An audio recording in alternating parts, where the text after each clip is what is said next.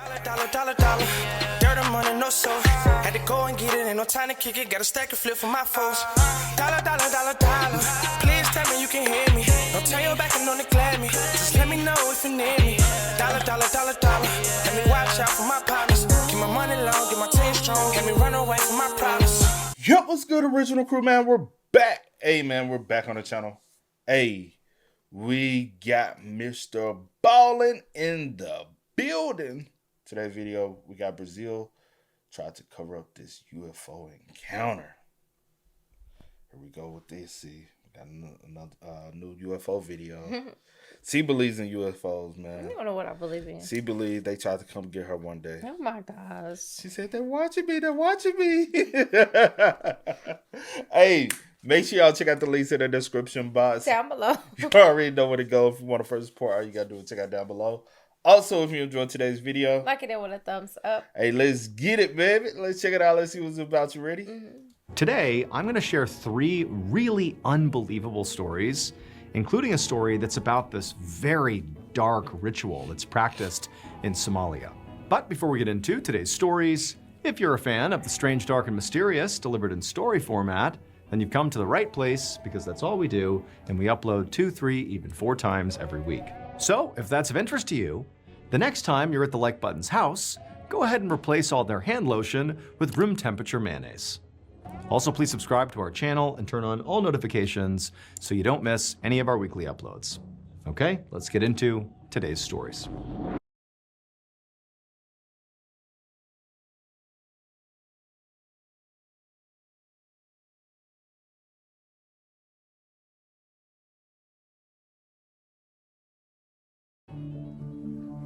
One night in the fall of 1966, a 30-year-old man named Sam and his 3 friends snuck along the banks of the Eel River estuary near Eureka, California.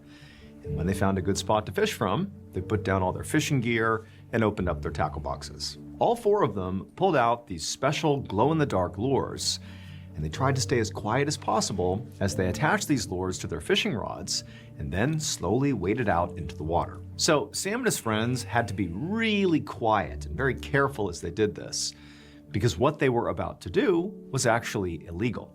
Now, they were going there to fish for salmon, which that in and of itself was not illegal, but doing it at night here was. And that was because the salmon at night would all gather together in this deep, slow-moving spot in the river to sleep. And so they were like extremely easy prey. You could practically just walk out and like hit them over the head and there you go, you got a salmon. And so on the one hand, it was sort of unethical. It's not really fishing anymore. It's just like smashing a fish in a barrel, basically.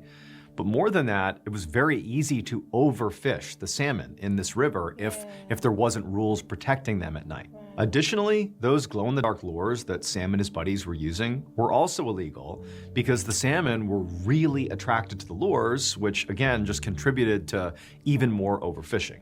And also, keep in mind, a glow-in-the-dark lure could only really be used at night.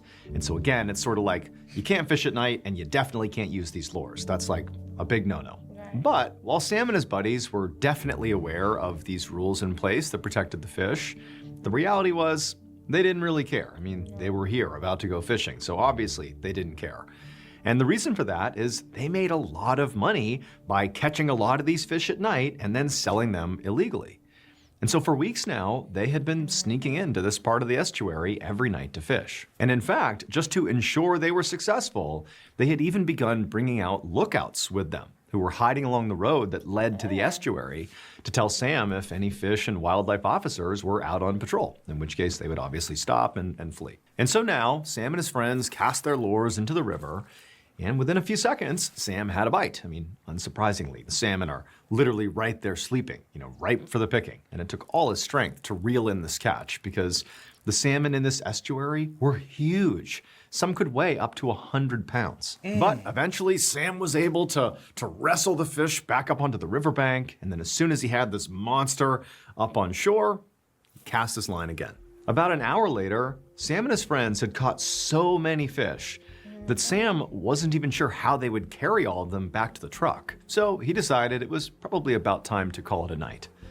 So, just for good measure, he cast his lure one more time into the water, and like always, he got a bite right away. But this time, when he began reeling it in, there was way more drag on his lure than he had ever felt before, even with some of the biggest fish he had ever caught. I mean, this was like a monster. And so Sam, I mean, he could barely turn his reel. Like, he could barely get this thing to move in the water. Then he's thinking, I have caught, for sure, the biggest salmon I've ever caught in my life. Like, this is incredible. And so he calls out to his buddies to, like, get a net ready. Like, come over here, get ready to catch this thing. It's huge. And his buddies are all excited. They got their nets ready, and he's reeling, and they can hear the sound of the water splashing. They can barely see. It's dark, but they know the fish is fighting like mad, and he's pulling, and finally, he gives one more heave, and he gets this fish up and out of the water. And all his buddies, they're all looking to see what he caught. And when they see what it was, Sam, after freezing, like in terror for a second, he turns to his friends and just screams, "Run!" It would turn out Sam had not caught a gigantic salmon. In fact, he hadn't even caught a fish at all. What he really caught was a game warden with the United States Fish and Wildlife Service. Warden Terry Grosh, he knew that poachers were illegally fishing salmon at night along the estuary. And these poachers had lookouts hiding all over the place. And so none of the wardens had been able to catch these poachers before they were able to escape. So Warden Terry Grosh decided that he would need to take a more creative approach if he was going to catch these poachers. And so what he did on the night of Sam's big catch is he put on a full body wetsuit and slid into the water with the salmon before the poachers arrived. So he's like hanging out in the water in the darkness, nobody can see him, with the sleeping salmon. And what he was doing is waiting for the perfect moment to jump out and catch the poachers. But what ended up happening is the poachers actually caught Terry. But after Sam had reeled the warden out of the water, even though he yelled for his buddies to run, Terry Grosh just pulled down his hood and he's like, yeah, you're all under arrest. Once word got around that Terry had literally been in the water with the salmon to protect them, very quickly, poaching stopped at the Eel River estuary, at least for quite a while. And in fact, the stunt by Terry was so successful that it inspired a few other game wardens along the west coast of the United States to also get in the water and catch illegal fishermen that way. That's a little crazy, bro. Right? Just imagine. How long was he in there? You played yourself, though. You really played yourself because you ain't got no business. And they've been doing it for a while. That's crazy. That's crazy. Shout out to Terry, though. Right?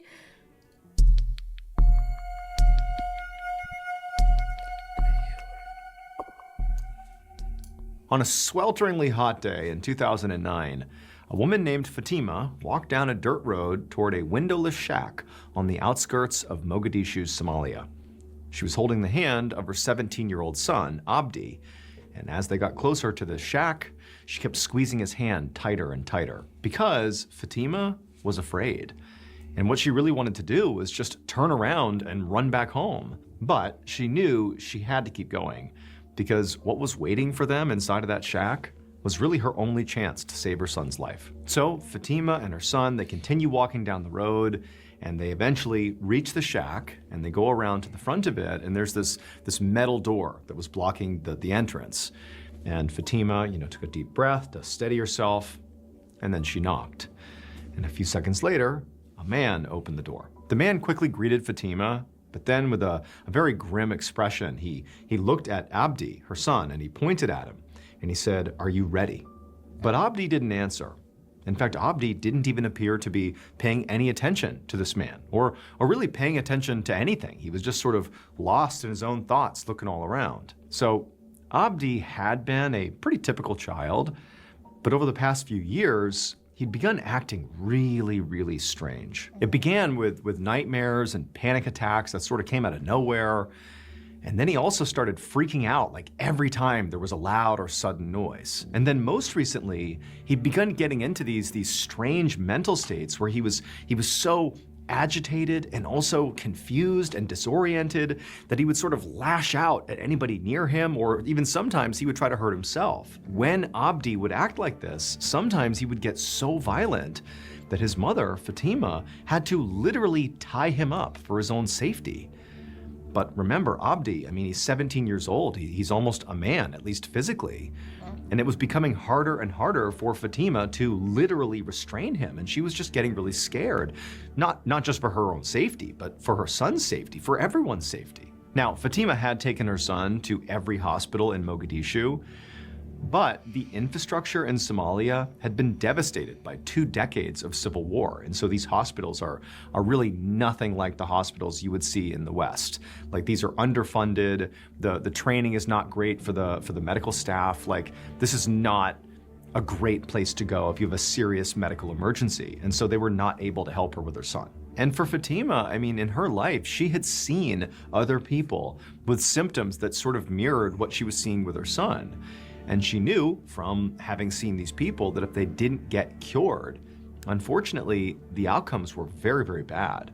I mean, most of these people she had seen had wound up being chained to their beds, in locked rooms 24/7, or in some cases, these folks were chained to trees and left to die by their family who couldn't take care of them anymore. And Fatima, I mean, she didn't want that to happen to her son, and so she was willing to do virtually anything to save him. And so with that in mind, Fatima had been saving up money for literally years to try this final treatment, which was inside of this shack that she and her son had just arrived outside of. This treatment was extremely expensive, but she believed it was her only hope. And so this man in the hut, he sort of steps aside and gestures for the mother and son to come inside. And Fatima, who is very nervous, she leads Abdi, who's sort of, lost in space, inside of the hut. And then once inside, the man began sort of examining Abdi. And so while he was doing that, Fatima just sort of stepped aside and just sort of glanced around the interior of the shack. And she was sort of struck by how bare it was. I mean, there was literally nothing else in the shack other than this single plastic chair right in the middle of the dirt floor. That was it. But, Fatima knew this is all part of the process. And so after a few minutes, the man finished examining Abdi, and he turned to Fatima and he said, your boy is in good physical condition, so now they're ready to begin. But the man said to Fatima that, he would not be the one to actually perform the treatment on Abdi. The treatment that was going to be done on Abdi had to be done by a very specific kind of healer. This healer would have to stay in this shack with Abdi overnight, maybe even for multiple nights, until they managed to remove this thing that was causing all of his problems. And so Fatima, she just nodded and she pulled out an envelope full of cash and she handed it to the man, and then she turned to her son and she gave him a big hug and told him she would come back when the treatment was over. Then Fatima, as quick as she could, she just turned and left, and the man went to go and get the healer. 2 days later, Fatima walked back down that same dirt road toward the metal shack. And this time, she was hopeful. I mean, she was expecting to see her son standing outside, waiting for her, grinning like he used to before, he got sick and everything changed. But instead, as she approached the shack, all she saw was that same man who was sitting in a chair outside of the shack. And when he looked up and saw Fatima, he just looked down and shook his head. Fatima immediately ran forward and began screaming like, "Where's my son? What happened?" And the man tried to restrain her as she reached the door of the shack, but she pushed past him and she opened up the door, and there on the floor of the shack was Abdi. And his body had clearly been slashed and torn all apart. But then before Fatima could even process this just horrific scene in front of her, she heard this high-pitched laughter coming from somewhere behind her. And she turned around, and standing inside the shack in the shadows was the healer who had done this to her son. It would turn out, after Fatima had tried desperately to get real medical help for her son, but it had not been successful, after that, she was so desperate, she turned to a very dangerous kind of folk treatment. There's an old belief in some parts of Somalia that mental illness is actually caused by possession, by an evil spirit known as a jinn. This belief says that there's only one kind of healer that can see the jinn and force it out of the person. But that healer with the special ability to do that was not a person. The healer was a wild hyena. And the treatment consists of putting the afflicted individual in a closed, small room with said hyena for hours or even days on end. Now, there are no real statistics on just how often this treatment is done in Somalia, but it's happened enough that there's been numerous stories of patients who have been subjected to it getting injured or being killed, just like Abdi. And since 2013, there's even been a big campaign led by a Somali nurse to try to end this sort of barbaric practice, and also to expand access to mental health care across Somalia. Damn. You literally took Did you think, did they come across your mom? What, hyena? Yeah. Nah. Oh, shit. I know 100% her son was not alive anymore, though. Yeah, I know. Yeah, you mentioned that. Yeah, but it was the he laugh for me. I was like, don't tell me it's what I think it is. Ain't no way. That ain't crossed my mind, though. Not at all. Not the hyena part. What's the correlate? Do we not know what hyenas do? You know something? Damn, bro. That's sad. That's a horrible way to go. That's a horrible way to go out. 2 days. And he been in there for 2 days. And you just sitting outside the door while all this is going on. How long have y'all been practicing this? Gotta be for a while. I'm about to look it up. That's an insane practice. And I know sometimes things be traditional due to culture and stuff, but you gotta call BS on some shit, bro. Because it don't sound successful.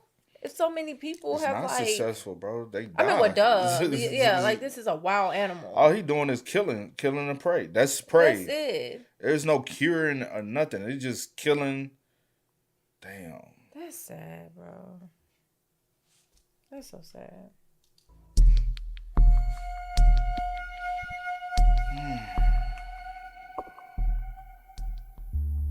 One morning in September of 1977, a 24-year-old doctor named Valaji Carvalho hurried into the examination room at our hospital in a remote fishing village in northern Brazil. The town was called Colares, and it was so small that Dr. Carvalho was actually the only doctor at the hospital, which had made her really good at treating all kinds of emergency medical issues because she had to treat basically everything. But despite all that, when Dr. Carvalho walked into the exam room and saw her new patient, who was this middle-aged woman lying out on this exam table on her back, when she saw what was clearly afflicting this woman, she had never seen it before. Like, this was something new. It was very curious. The woman had this very large burn on her chest, and the woman clearly was very panicked about this big burn, and she was begging Dr. Carvalho to help her. So Dr. Carvalho, she walked right over to the woman, who again is like really upset, and she tells her to calm down. She's gonna look her over. She's gonna figure out what's going on here. And so she throws on some rubber gloves, and very gently she begins to examine the burn. And immediately, Dr. Carvalho notices that this burn was like really strange. It was a perfect circle. Like, the burn was really, really uniform, and it was about the size of a soccer ball, so it's quite big. And it just kind of looked like a really bad sunburn. However, there were these 2 pretty clear puncture wounds, very small puncture wounds in the center of the burn that almost looked like a bite, like a spider bite, that then caused this like massive burn or something. But it was just odd. And so Dr. Carvalho really actually didn't know what she was looking at. And so she just asked the woman, "How'd you get this burn?" And the woman, who again is very upset, she's very frantic, she's clearly uncomfortable, she began to sort of stumble through this pretty outrageous story.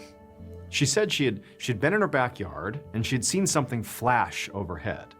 And when she looked up, she said she had seen this large flying cylinder that looked like it could have been made of metal. And then this cylinder apparently like hit her with this beam of light that she described as feeling like it almost latched onto her, like the light had like latched onto her chest. And then she had the sensation of something puncturing her chest and then feeling like blood was being pulled out of her. And then just as quickly as it had started, the light disappeared, whatever had punctured her chest was gone, and the cylinder and the light, all of it just vanished.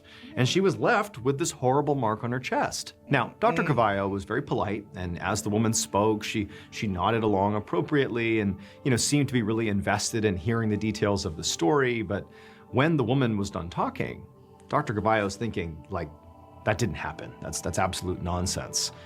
At this point, she assumed this woman must be having some kind of mental episode. But she didn't tell the woman this. Instead, she told the woman that she would just need to transfer her to a bigger hospital located about 3 hours away in the next big city. Realistically, because Dr. Carvalho knew that the bigger hospital would have the facilities and resources to care for this woman properly, not just her burn and puncture wounds, but also whatever was happening to her mentally. So Dr. Carvalho, she turned, left the room, and went to go make arrangements for this woman's transportation. And not long after that, the woman was on her way to the other hospital. And after that, Dr. Carvalho didn't really think about her again.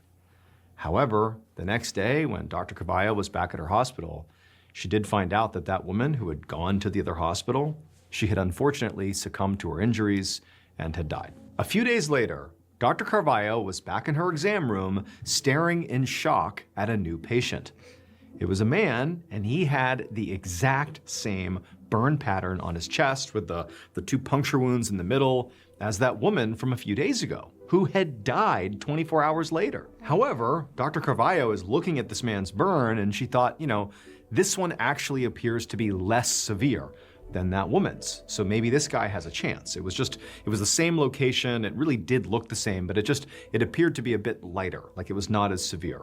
And also the man himself seemed very calm. Like he was not hysterical the way the woman had been. He was just like, yeah, I have this burn. And so not only does Dr. Carvalho feel hopeful that she'll be able to actually treat his injury right here in her hospital, but also she's like, he's so composed, the patient, he'll be able to tell me what really caused this mark on his chest. And probably whatever happened to him is what happened to this other woman. And it certainly was not some cylinder in the sky. There's got to be a real explanation here. So Dr. Carvalho put on her gloves and began applying some burn ointment to this man's chest. And as she did, she asked him, hey, what happened? How did you get this? And much to Dr. Carvalho's surprise, this man, just as calm as could be, told basically the exact same story as the woman. He talked about this big metallic flying cylinder that had latched itself onto his chest through a beam of light and sucked his blood.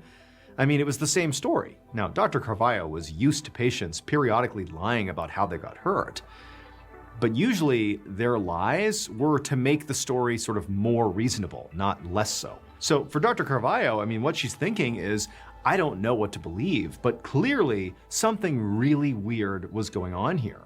But she had no idea what. And over the next few weeks, it only got stranger because more and more patients came into the hospital with these big circular burns. It got to the point where Dr. Carvalho, basically every single day, was treating a new patient who apparently had been attacked by some blood-sucking UFO. By November of that year, the entire region was completely freaked out. People were arming themselves with guns and fireworks and anything else they could use for protection against what everyone assumed was aliens from outer space coming to attack them. And while Dr. Carvalho understood why that was sort of the public's reaction, I mean, after all, there are people getting hurt, people dying from whatever this is, there's not a good explanation, so she got it, she understood the fear. But even though she's like on the ground seeing this every day, she's still thinking like, there's gotta be a reasonable explanation for this. It's not blood-sucking aliens. Like there's gotta be something that explains this. Then, one night in late November, Dr. Carvalho left the hospital and began heading home for the night. And as she was walking, she decided she would take the long way home. That way she could walk along the beach and clear her head. About 20 minutes later, she was strolling along the sand and looking out over the ocean, and even though it was dark, there were still people out enjoying the evening breeze, and the whole thing felt very peaceful and nice. Until suddenly, Dr. Carvalho heard an ear-piercing scream, and she saw this woman sprinting across the beach, waving her arms and pointing behind her, screaming that a UFO had arrived. And Dr. Carvalho, she turned her head to look where she was pointing, and she gasped, because right down the beach, hovering maybe 100 feet over the water, is like this tractor-sized metallic cylinder, just hovering right there. I mean, it was clearly a UFO. It was the same thing that all these patients had been describing. There it was. Dr. Carvalho was not only shocked, but she was terrified. And everybody else on the beach, as they began to see this thing, they just started panicking. It was like complete pandemonium. People are screaming and running for cover, trying to get away as fast as possible. But Dr. Carvalho, despite instinctively wanting to run away with everybody else, she had this thought that, like, this is my moment. This is the time for me to go get a better look at this thing and figure out what in the world is going on. Figure out what this thing is that's clearly responsible for all these attacks. And so Dr. Carvalho began running towards the UFO. Everybody else is streaming past her, going the other way. She's running towards it until she was basically standing right underneath it. And she stared up at this flying cylinder, 100 feet above her, and she felt this overwhelming sense of awe because this was unlike anything she had ever seen in her life. She knew that whatever this was, it definitely did not originate on Earth. And so Dr. Carvalho, for a few more moments, is just standing there staring at this thing until suddenly the UFO just flew off and disappeared. The Brazilian military would come to Colares to investigate these UFO sightings, and they discovered that all told, more than 400 people were burned by what they described as these mysterious beams of light coming from these flying cylinders. And several of these people died. As for Dr. Carvalho, she was never attacked by, a beam of light from this cylinder. But after her encounter with it, she would go on to tell newspapers that she fully believed that what she had seen was a real UFO, not from Earth. The government investigation into these events came to be known as Operation Saucer. However, Operation Saucer never actually offered any explanation, really at all, for what the UFOs might have been. Today, the Brazilian government claims that they have fully declassified all the documents from Operation Saucer. But one military official who was involved in the operation claimed that some evidence was still kept secret from the public. Wow. What you think? They covering up? Yeah, I think, We all know they are. always covering up some. You are. That is facts. That's one thing the government can do for sure. Just cover up, lie, hide some stuff, man. But hey, y'all spend most up in the comments. Y'all let us know y'all thoughts in the comments for us down below. But until next time, y'all know how it go, man. I do go for the name DJ and Kid. This is See you tomorrow. We are. Go and get it, ain't no time to kick it. Got a stack of flip for my foes. Dollar. Please tell me you can hear me. Don't turn your back and on the